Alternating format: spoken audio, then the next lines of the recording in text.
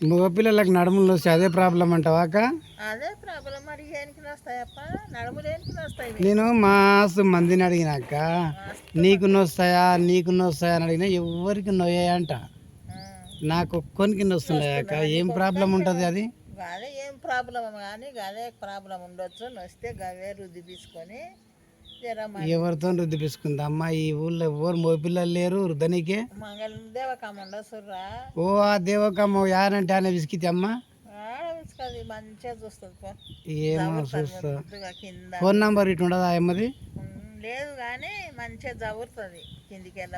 ఏం చదువుతుందేమో కానీ ఆపత్తితో నేగలేకపోతున్నా అక్క నేను. అదే రుద్దుతుంది పో మంచిగా.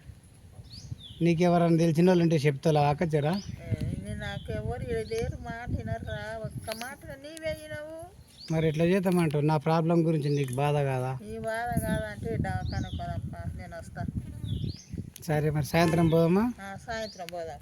సరే అక్క మళ్ళా చిన్న సంతోషం అక్క. నా బాధ గురించి మస్తు మంది చెప్తే కానీ ఎవరు పట్టించుకుని హాస్పిటల్ కన్నా నీవు పట్టించుకున్నావు అక్క. చాలా సంతోషం అక్క. అబ్బా సాయంత్రం పోదాం. పోదాం. ఆట కట్టుకొని